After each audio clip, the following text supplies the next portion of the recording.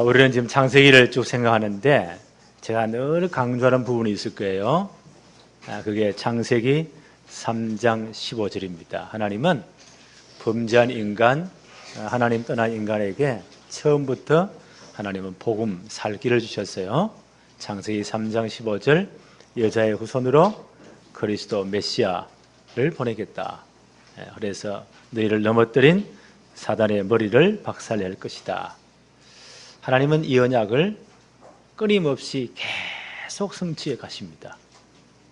그래서 이 언약을 성취하기 위해서 이 여자의 우선의 계보를 잇기 위해서 그리스도를 보내기 위해서 하나님은 창세기 12장 1절로 3절에 보니까 아브라함을 믿음의 조상으로 부르십니다. 그렇죠? 그리고 이 언약 자손의 계보가 이삭으로 야곱으로 계속 이어지죠. 야곱이 이제 라반의 집, 외삼촌의 집이죠. 처가살이 20년하고 돌아올 때에 야복강을 건너면서 그게 창세기 32장 사건이에요. 야곱의 이름이 뭘로 바뀌죠? 이스라엘로 바뀝니다. 하나님을 바라볼 수밖에 없는 사람, 이스라엘로. 그래서 야곱의 가족들을 하나님은 70명으로 만들어서 굉장히 대가족이죠. 애굽으로 보내는데 그 선발대로 요셉을 먼저 보냅니다. 그게 창세기 37장 지난번에 생각했죠. 요셉이 어릴 때부터 이 언약을 계속 들었어요. 어느 정도냐? 아예 마음에 각인 도장석이 딱 파졌단 말이에요. 그게 이 하나님의 말씀이 진짜 뿌리가 내려지고 말씀이 체질화될 만큼 그런 하나님의 놀라운 말씀이 뿌리 내린 거기에 뭐가 보인다고요? 그 말씀 속에서 하나님이 반드시 하실 비전이 보여요. 그게 가정보고마 세계보고마 꿈으로 나타났죠. 이 꿈을 들은 형들이 열이 받을 대로 받은 거예요. 그럼 네가 우리 왕이 된단 말이냐? 이게 지금 말이 되는 소리냐? 하나님의 계획과 하나님의 말씀을 제대로 받지 못하면 이런 상황이 벌어지는 겁니다. 그래서 요셉을 죽이려고 했는데 죽이지 못하고 애굽의 노예로 팔아버렸다.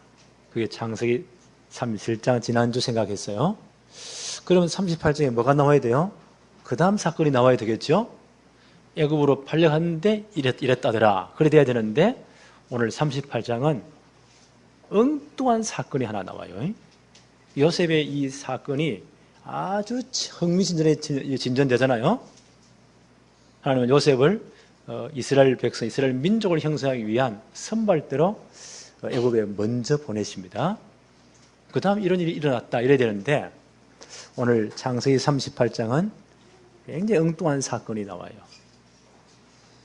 야곱의 장자권을 이어받은 아들 유다가 그의 자부, 그의 며느리를 통해서 아들을 낳았는데 그 이름이 베레스다.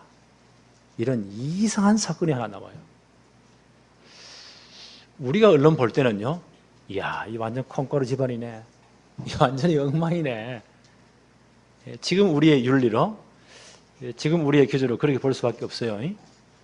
우리는 그래 보는데 이 당시 이스라엘 사람들이 언약 백성들이 이 말씀을 읽을 때는요, 아멘 이래요. 이게 이제 성경이 수천 년 전에 기록되었잖아요. 또 우리의 언어와 문화 차이가 있잖아요.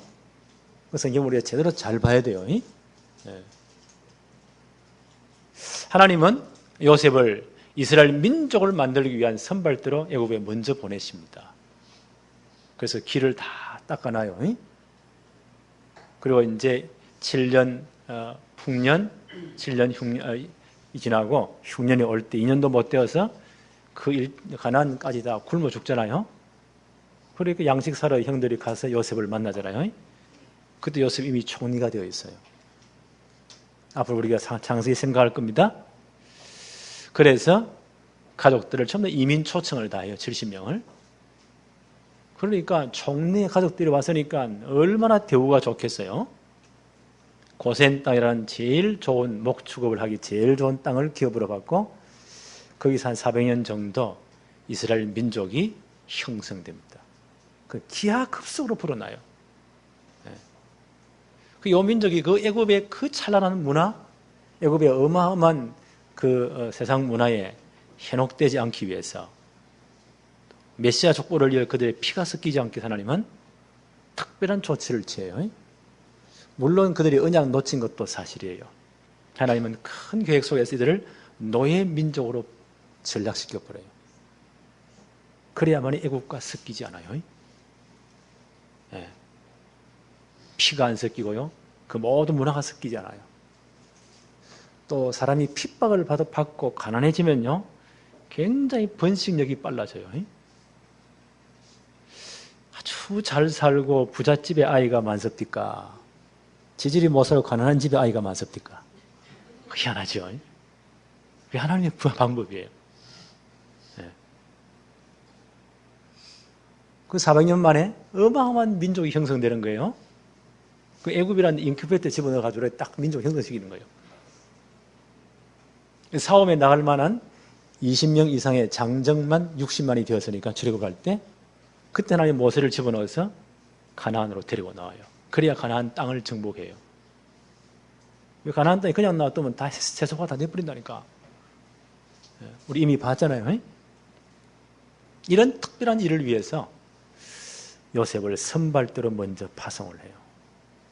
요셉은 이런 하나님의 중요한 계획을 이루기 위한 가장 중추적인 1등 공신을 역할한 분이 요셉이에요. 그런데 요셉이 그렇게 훌륭해도요, 그렇게 어마어마한 일을 해도, 복음을 위해서 어마어마한 헌신을 해도 요셉은 야곱의 장자권을 이어받지를 못해요. 오늘 창세기 37장부터 50장까지 그 긴 장이 주역이 누구냐? 요셉이 주인공이에요. 그런데 창세기 3장 15절 메시아 족보를 이어갈 장자권은 받지 못해요. 역대상 5장 1절로 2절에 보니까 이스라엘의 장자 르우벤의 아들들은 이러하니라. 르우벤은 장자라도 그 아버지의 침상을 더럽혔으므로 장자의 명분이 이스라엘의 아들 요셉의 자손에게로 돌아가서 족보에 장자의 명분대로 기록되지는 못했다. 유다는 형제보다 뛰어나고 주권자가 유다에게서 나서나 장자의 명분은 요셉에게 있느니라. 이 엄청난 일을 복음을 위해 수고한 요셉은 명분상 2배의 축복을 받아요. 복음 위에 헌신한 것이 절대 그냥 끝나는 법이 없어요. 차손 대대 두고 하나님 역사하세요. 이해하시겠어요? 하나님은 정확하세요. 그래서 요셉이 2배의 축복, 요셉의 2 아들이요 12지파의 반열에 들었어요. 이거는 특별한 겁니다. 이거는 특별 대우예요. 창세기 49장에 보니까 야곱이 마지막 12아들을 축복하잖아요. 그 전후장을 자세히 살펴보면 요셉의 2 아들을 축복해요. 손을 어겨맞게 나중에 다 보겠습니다. 그래서 자기 손자를 아들의 반열에 입양을 해요. 이거는요 파격적인 대우예요. 레위 지파는 제사장 지파가 12지파에 빼거든요. 요셉도 빼고 그 2 자리에다가 요셉의 2 아들 에브라임, 므낫세를 집어넣어요. 그래서 12지파 형성돼요. 메시아를 보내서 이스라엘 민족이 형성돼요. 요셉은 2배의 축복을, 이건 장자가 받는 축복이에요. 그런데 요셉은 장자권을 이어받지는 못해요. 그 장자권은 누구예요? 유다에게로 이어지는 거예요. 그래서 메시아 족보가 이어지는 겁니다. 그래서 오늘 창세기 38장은 굉장히 중요한 거예요. 요셉의 이야기가 흥미진진하게 쫙 흘러가다가 노예로 팔려간 사건 아니요? 그 다음 우리는 궁금해서 그럼 애굽이 어떻게 되었을까? 궁금하잖아요. 이걸 연속극을 하는 작가들이 굉장히 잘 이용해요. 연속극 끝날 때쯤 되면요, 딱 궁금하게 만들어 놔요. 다음 절정의 사건에 딱 다음 시간에 또 봅시다. 안 보면 안 되도록 그게 꼬이지 마세요. 뻔한 이야기인데 그렇게 만들어 가요. 굉장히 중요한 사건에 요셉이 노예로 팔려갔다. 그 사람 궁금하잖아요.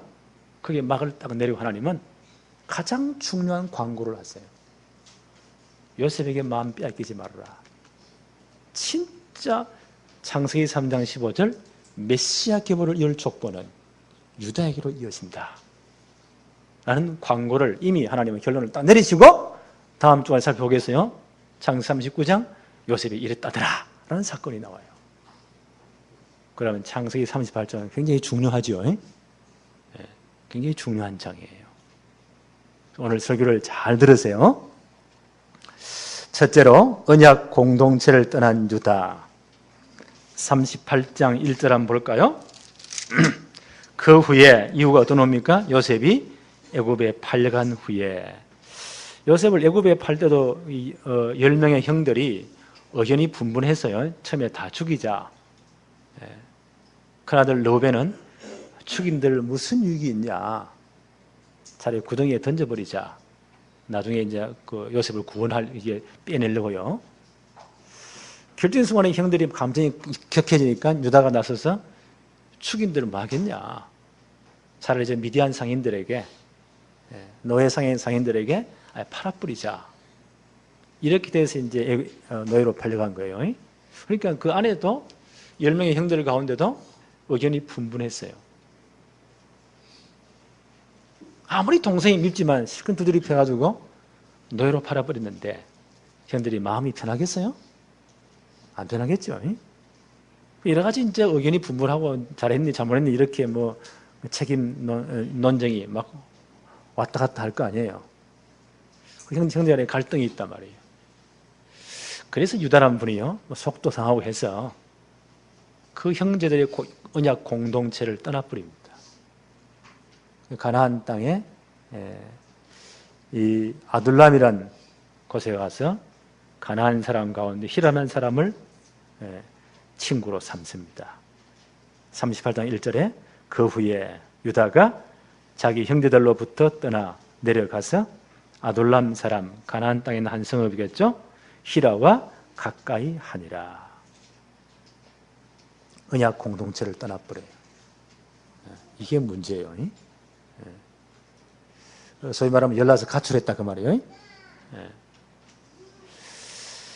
38장 2절 한번 보세요. 유다가 거기서 가나안 사람 수아라 하는 자의 딸을 보고 그를 데리고 동침하니. 결혼도 지 마음대로 해버려요. 언약과 전혀 상관없는 이방 여인, 가나안 여인과 결혼을 해요.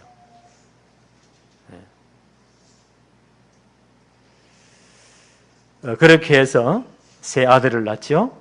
3절에서 5절 쭉 보니까 큰아들 이름이 엘, 둘째 아들이 오난, 셋째 아들이 셀라라는 세 아들을 낳습니다.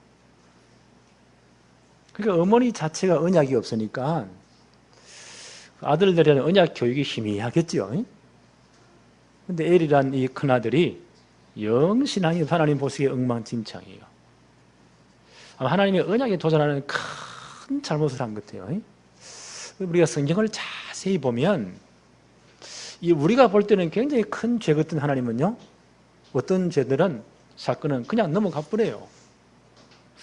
우리가 볼 때는 별거 아닌 하나님은 끝까지 시비를 거는 게 있어요. 어떤 하나님 딱 죽여버려요. 그게 뭐냐면 진짜 하나님의 언약에 도전할 때, 하나님이 가장 중요하게 보는 것을 도전할 때 하나님은 아예 불러가 버리기도 합니다. 아마 엘이 그런 죄를 지었는가 봐요. 성경 한번 볼까요? 6절 한번 보십시다. 유다가 장자 엘을 위하여 아내를 데려오니 그 이름은 다말이라. 아마 가나안 여자 중에 한 사람을 며느리로 데리고 옵니다. 7절에 유다의 장자 엘이 여호와 보시기에 악함으로 여호와께서 그를 죽이신지라. 아마 심각한 언약에 도전을 했거나 우상 숭배했거나 아마 그런 것 같아요. 하나님 죽여버립니다. 그 다음 보십시다. 8절부터 유다가 오난 둘째 아들이죠. 오난에게 이르되 내 형수에게로 들어가서 남편의 아우된 본분을 행하여 내 형을 위하여 씨가 있게 하라. 좀 이따 살펴보겠습니다. 이걸 계대 결혼법 혹은 그 수혼법 혹은 히브리 말로 고엘이란 뜻이에요. 고엘 제도예요. 좀 이따 설명하겠습니다. 이런 법적인 의무를 다해서 내 형수에게 들어가서 이 가문에 씨가 있게 하라 라고 명령을 합니다. 9절에 원하니 그 씨가 자기 것이 되지 않을 줄 알므로, 형님의 호적에 입양을 해야 돼요. 그래서 형수에게 들어갔을 때에 그 형에게 씨를 주지 아니하려고, 그 언약의 가문을 있게 하지 아니하려고 땅에 설정하니라. 우리가 볼 때 아무것도 아니잖아요. 하나님 이거 굉장히 중요하게 보세요. 10절에 그 일이 여호와 보시기에 악함으로 여호와께서 그도 죽여버린지라. 메시아 계보를 이어가야 되는데 여기에 반대했단 말이에요. 원한도 죽여버립니다. 두 아들 다 죽었잖아요. 이런 일이 생긴 거예요. 11절에 유다가 겁이 덜컥 나잖아요. 유다가 그의 며느리 다말에게 이르되 수절하고 내 아버지 집에 있어 내 아들 셀라가 장성하기를 기다리라 하니 셀라도 그 형들과 같이 죽을까? 이 까병이 참 오래된 병이죠. 하와 할머니부터 까병이 계속 내려왔어요. 죽을까? 죽을까 염려함이라 다말이 가서 그의 아버지 집에서 수절하고 과부의 의복을 입고 있더라. 지금부터 잘 들어보세요. 이 당시 고대 근동 지역, 이 지역에 그 하나의 풍습, 제도가 있어요. 이 사람들 우리하고 좀 비슷해요. 그 가문의 대가 이어지는 것이 하나님의 축복이에요. 만약 장가를 가서 아들을 못 낳아서 가문의 대가 끊어진다. 그건 하나님의 저주로 봐요. 씨가 없는 것이, 대가 끊어지는 것이. 형제들이 같이 사는데 만약에 예를 들어서 형님이 장가를 갔는데 아들을 낳지 못하고 그 가문의 대가 있지 못하고 이어지지 않고 형이 죽어버렸단 말이에요. 그럼 하나님의 저주라고 봐서요. 그래서 그 형수는 딴 데 시집가지 말고 그 동생 되는 남동생 되는 분과 결혼을 해요. 그래서 그 낳은 첫 아들을 형님의 호적에 입양을 해서 그 밑에 이름을 적어 넣어서 그 가문의 대가 이어져야 돼요. 그게 계대 결혼법이라고 해요. 우리말로 번역하면, 혹은 형수 숫자라고 할 때 제수, 형수할 때 그 숫자 있잖아요. 그걸 써서 수혼법, 형수와 결혼한다 해서 수혼법. 그렇게 표현하기도 하고 히브리 말로 고엘 제도라고 해요. 이게 신명기서에 와서는 나중에 율법으로 확정이 되어져요. 그래서 그래서 하나님의 축복으로 이 가문의 대가 이어졌다. 이게 법이에요. 이해하시겠습니까? 그래서 이제 에일이 죽고 나니까 유다가 둘째 오난에게 이 법을 요구한 거예요. 네 형세에 들어가서 이 가문에 대가 있도록 해라. 오난이 예스 하고 들어갔어요. 그러면 낳은 첫 아들이 누구 것이 돼요? 자기 아들이 아니에요. 형님의 호적에 입양이 돼야 돼요. 한번 생각 열받치거든. 내가 왜 그래야 되냐. 그럼 처음부터 노 해야 되는데 예스 들어가서는요, 형에게 씨를 주지 아니하려고, 그 가문의 대를 잇게 하지 아니하려고 땅에 설정하니라. 더 쉽게 말하면 피임했다 그 말이에요. 그럼 이거 다 맞아 죽습니까? 그 의도가 중요한 거예요. 이 가문은 하나님이, 유다의 가문은요, 메시아 계보를 이어가야 될, 하나님의 구속 사역을 이어가야 될 굉장히 중요한 가문이에요. 그 씨가 이어져야 돼요. 오나는 여기에 딱 반대한 겁니다. 그 일이 하나님 보시기에 악함으로 오난도 죽여버렸다. 하나님의 모든 관심은요, 복음이 증거되는 거고 메시아 오시는 겁니다. 복음이 증거되는 겁니다. 이 구원 사역이 일어나는 거예요. 여기에 오난이 정면 도전했다. 하나님께 딱 도전하는 거예요. 하나님을 이길 자가 있을까요? 하나님을 꺾을 자가 있을까요? 하나님 그를 불러가 버립니다. 아들을 둘을 이제 동시에 다 박살난 거예요. 유다가 겁이 덜컥 나잖아요.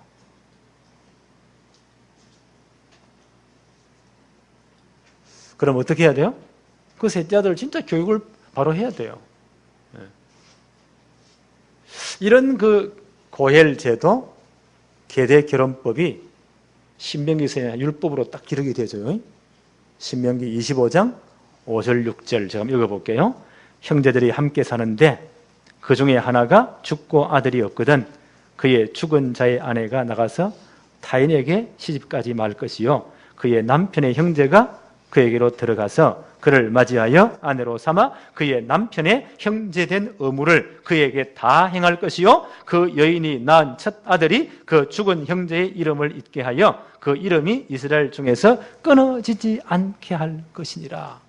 이게 하나님의 법으로 제정됩니다.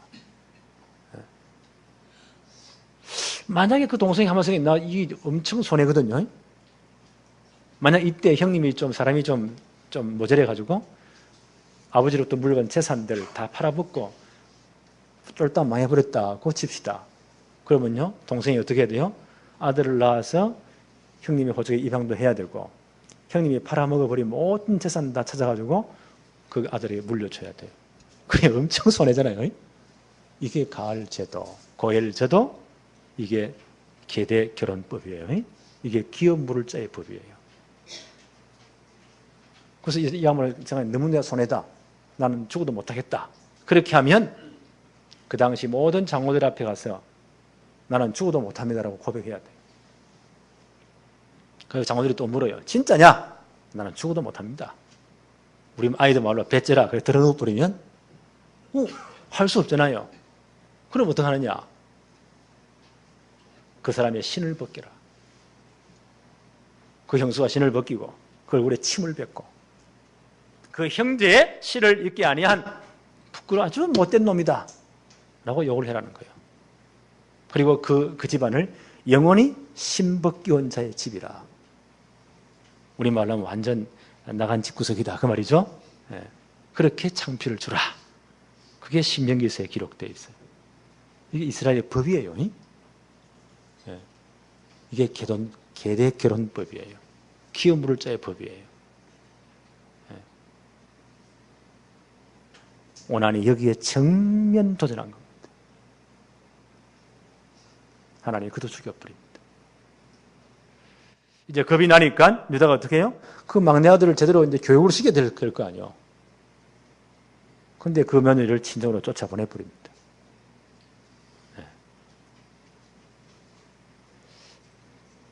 자, 이 여자분이요, 다말이라는 분이 가만히 생각하면 진짜 억울하거든요. 그 당시의 사회적인 문화는 어떤 여자분이 가문에 시집 가서 아들을 못 낳고 쫓겨났다. 그것도 평생을 두고 쪽팔리는 일이에요. 우리도 옛날에 그런 게 있었잖아요.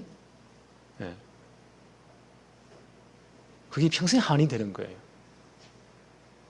이 다말이 보니까 그 당시 그 습관, 그 법, 기업 물을 자의 법, 계대 결혼법을 잘 알고 있어요.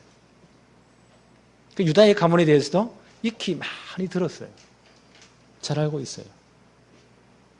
근데 아무리 기다려봐, 친정에서 기다려봐도 이 시아버지가 그 막내를, 셀라를, 시동생이죠?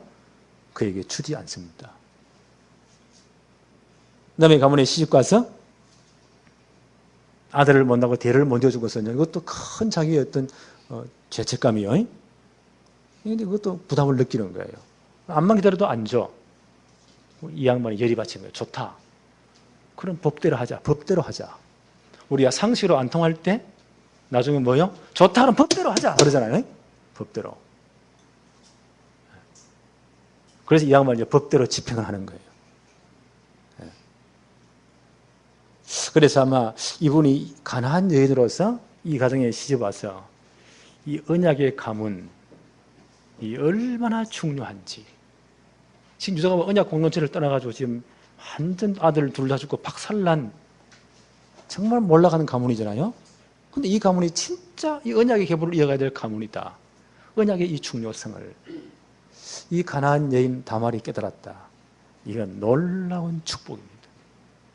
우리가 진짜 복음 깨달은 것, 예수가 그리스도심을 진짜 믿어지는 것, 영원한 제사장, 영원한 선지자, 영원한 왕으로 오셔서 우리의 모든 죄와 저주를 끝내시고 하나님 만나는 길을 여시고 사단의 권세를 완전 박살내시고 우리의 모든 운명 저주를 끝냈다. 그 예수 그리스도, 그분이 나의 주인으로 나의 하나님으로 진짜 믿어진다. 영접하는 자 곧 그 이름을 믿는 자들에게는 하나님의 자녀가 되는 권세를 주었다. 이 사실이 진짜 믿어지고 그리스도를 영접했다. 이게 내 힘으로 된 거예요? 내가 똑똑해 된 거예요? 아니에요. 이게 전적인 하나님의 은혜입니다. 하나님의 은혜예요. 모든 사람이 죄를 범하였음에 하나님의 영광에 이르지 못하는데 그리스도 예수 안에 있는 속량으로 말미암아 하나님의 은혜로 값없이 의롭다 하심을 얻은 자 되었다. 이 사실이 진짜 믿어졌다. 이게 하나님의 은혜예요. 은혜가 뭐예요? 값없이 주는 거예요. 우리가 정말 복음 깨달은 것, 그리스도를 나의 주로 영접한 것, 고백한 것, 하나님의 은혜 중에 은혜입니다. 베드로가 이 고백하잖아요. 마태복음 16장 16절. 주는 그리스도시요 살아계신 하나님의 아들이십니다. 주님이 너무 기뻐서 지금 창조 이후로 지금까지 인간의 입으로 고백된 가장 정확한 신앙 고백이에요. 바요나 시모나, 네가 공부를 잘했구나 그랬습니까? 네가 진짜 하나님 말씀을 잘 연구했구나 그랬습니까? 아니요. 바요나 시모나, 네가 정말 복이 있구나. 이를 내게 알게 하니는 혈육이 아니요 하늘에 계신 내 아버지시니라. 하나님이 깨닫게 해주셔야 돼요. 하나님의 은혜를 주셔야 돼요. 네가 진짜 은혜 받았구나. 이를 내게 알게 하신 이는 혈육이 아니요 하늘에 계신 네 아버지시다. 너는 베드로다. 내가 이 신앙 고백 위에 나의 교회를 세우겠다. 오늘 이 은혜 다 받은 줄로 믿습니다. 네. 이 하나님의 은혜예요. 이 가난한 여인이었어요. 이 몰락한 가문에 씹어가지고 그런 어떤 풍랑을 겪으면서요, 복음을 깨달았다. 이 은혜를 깨달았다. 하나님의 전적인 은혜입니다. 이걸 충분히 이분이 이해한 거예요. 근데 시아버지 아무리 기도를 이 유다가요, 인본주의 있어가지고 이 유다의 마음속에는 자만 또 막내 아들 이런 죽을 염려가 있으니까 하나님 말씀 제대로 교육시켜야 될 거 아니에요. 그건 하지 않고 염려하는 거예요.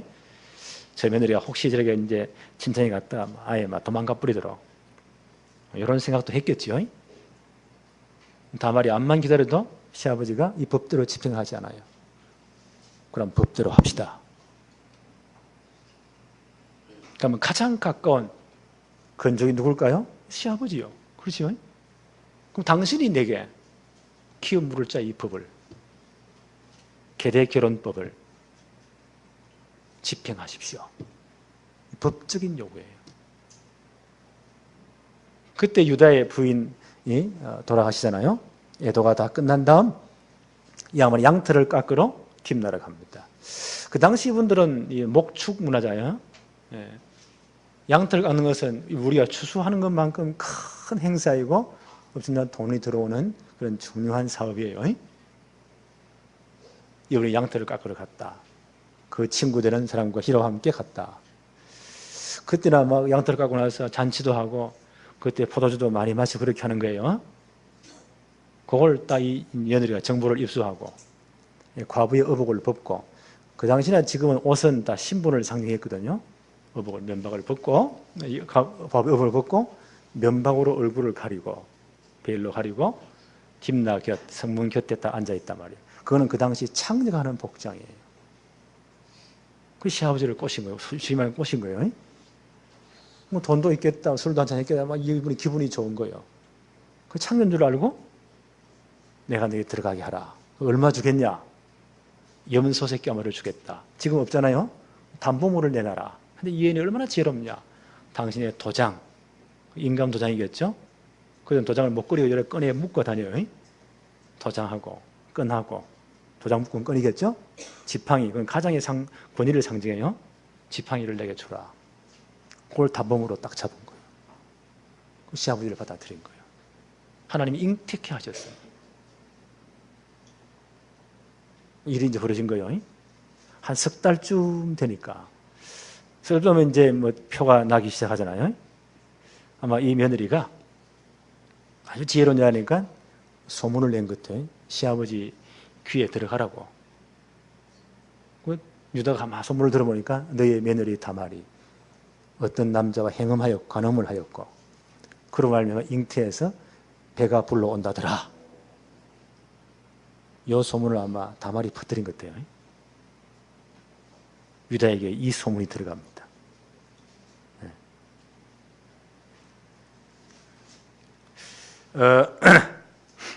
24절부터 한번 볼까요?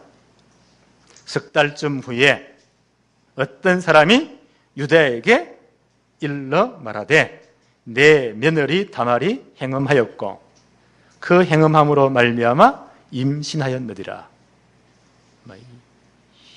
이런 소문이 되게 유다가 얼마나 열이 받칩니까? 유다가 이르되 그를 끌어내어 불사르라. 그 당시 법에 하면 이런 간음들은 다 남자는 같이 돌로 쳐 죽이고 불살라야 돼요. 이렇게 집행을 해라. 25절에 여인이 끌려 나갈 때에 사람을 보내어 시아버지에게 이르되 이 물건의 임자로 말미암아 임신하였나이다. 청하건대 보소서 이 도장과 그 건과 지팡이가 누구의 것이니까? 어때 증거를 딱 내놓는 거예요. 누구 거라 자기 거지. 이 임자로 말미암아 내가 잉태하였나이다. 누가 잘못된 겁니까?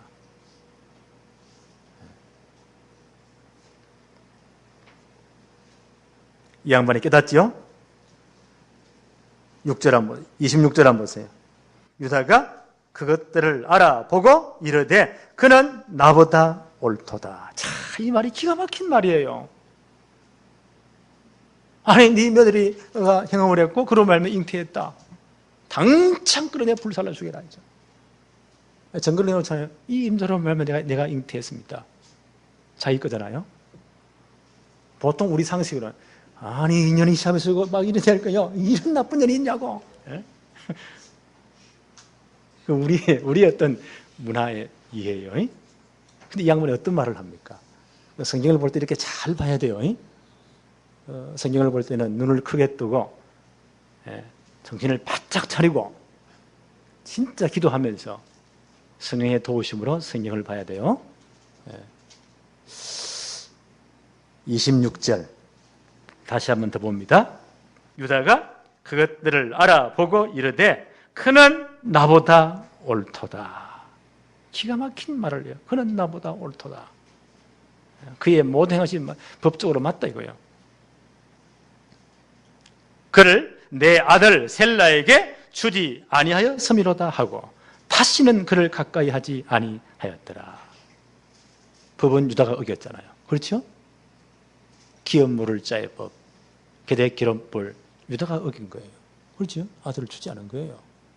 그 다말은요? 그러면 막내 아들 주기 싫으면 당신이 내게 직접 기업 물을 자의 의무를 계대 결혼법의 이 의무를 당신이 직접 이행하십시오.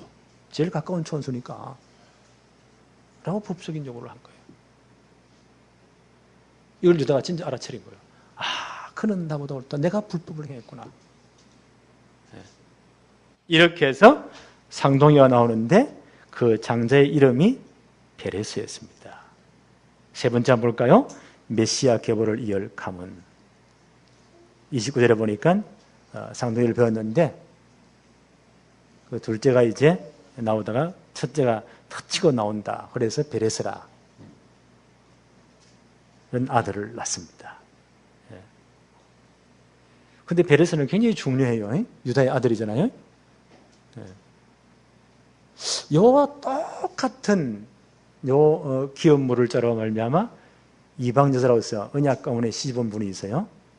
그분이 룻이에요. 룻. 사사시대 말기에 언약이 다 엉망진창 되어진 왕이 없으므로 지금봤자 멋대로 해버린 그 시대에 진짜 이방 모압 여자, 모압 출신으로서 언약 깨달은 정말 믿음의 여인이 있어요. 그분이 룻이에요.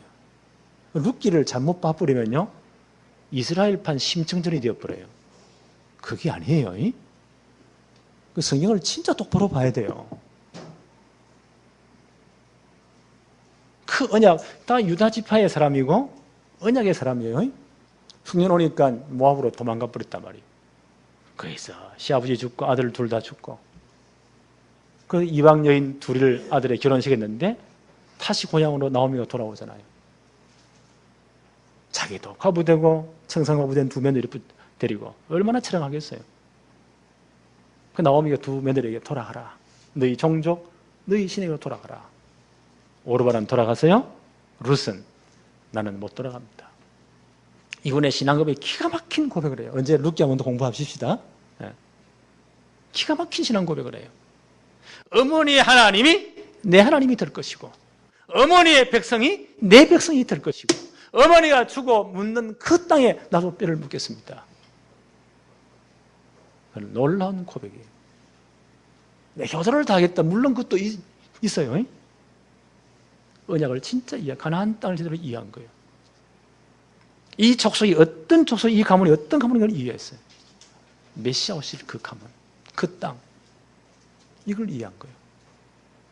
그래 돌아와서는 가장 가까운 건족 보아스란 유력한, 베들레헴의 유력한 분이 똑같은 이런 계대 결혼법, 기업 모를 때 법의 의무를 이행해서 모압 여인, 이방 여인 룻을 자기 아내로 맞아들여요. 그래서 낳은 아들이 오벳이에요. 오벳은 이새를 낳았고 이새는 다윗 왕을 낳았더라. 그래서 룻기 4장의 마지막 부분 이 족보가 나와요. 그 족보가 베레스부터 시작돼요. 창세기 38장, 오늘 읽은 38장 유다의 아들 베레스의 족보는 이러하냐. 쭉 가서 룻기 마지막에는 다윗까지 족보가 딱 나와요. 이렇게 다윗 왕통이 이어졌다는 거예요. 놀랍지 않습니까? 네. 이 다윗 왕의 족보가 이어지는 거예요. 네. 그 사건이 창세기 38장 사건이에요. 요셉이 주역인데 꼬이지 말고, 언약의 계보는 창세기 3장 15절 메시아가 와야 될 이 족보는 유다에게 이어진다는 거예요. 이렇게 이어졌다는 거예요. 하나님은 하나님의 구원 사역을 지금도 끊임없이 진행하고 계십니다. 인간의 실수에도 불구하고, 그렇죠? 우리의 부족에도 불구하고, 우리의 인본주의에도 부족하고, 그것도요 불구하고, 그와 상관없이 하나님은 하나님의 계획을 이루고 가십니다. 그래서 이 다윗 왕통이 이어지는 거예요. 이거는 놀라운 축복입니다.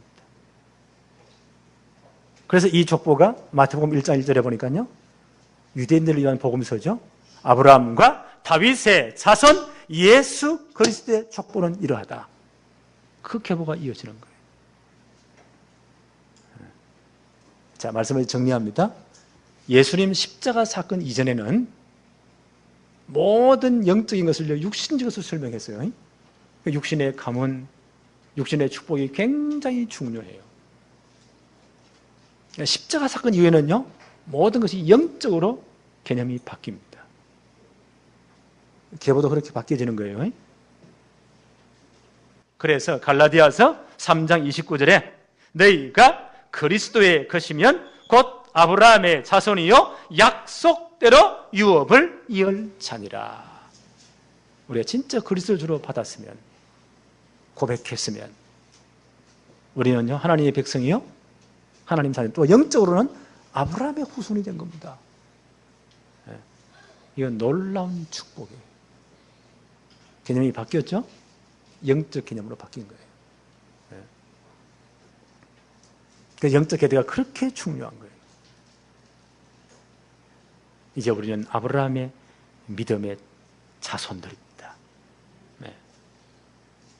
지금도 이 복음을 위한 영적 계보들은 계속 이어지고 있습니다. 언제까지요? 주님 오는 그날까지. 우리는 여기에 최고의 복음의 명문 가문으로 서임받아야 돼요. 그게 로마서 16장의 중요한 일꾼들이에요. 그렇죠? 바울이 그 이름들을 다 밝혔더라고요. 정말 복음 위에 수고한 그들의 어떤 수고를 따라서 별명을 지어가면서 이 가정은 나의 동력자의 가정이었다.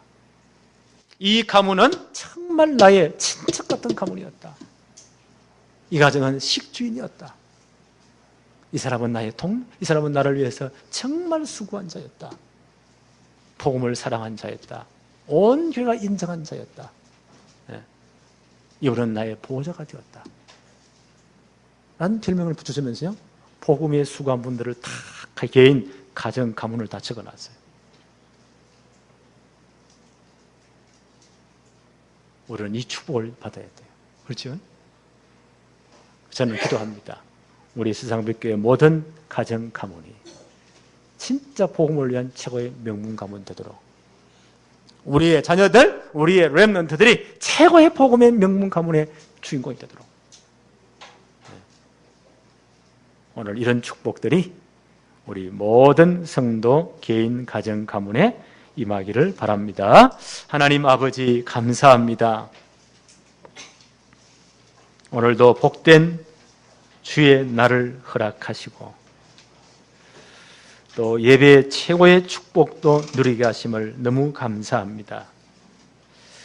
오늘 창세기 38장을 통해서 하나님은 이 구원 사역을 어떻게 진행해 오셨는가를, 인간의 어떤 실수에도 불구하고, 넘어짐에도 불구하고 하나님은 정확하게 하나님의 약속, 하나님의 계획, 하나님의 구원 사역을 진행하고 계심을 보았습니다.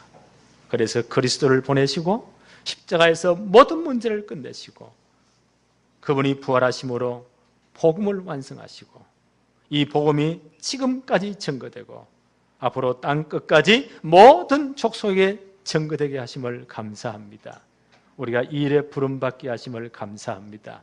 우리 개인과 우리 가정과 우리의 가문이 정말 하나님의 계획에, 구원 사역에, 구원 계획에 서임받는 최고의 복음의 명문 가문들이 되게 하여 주옵소서.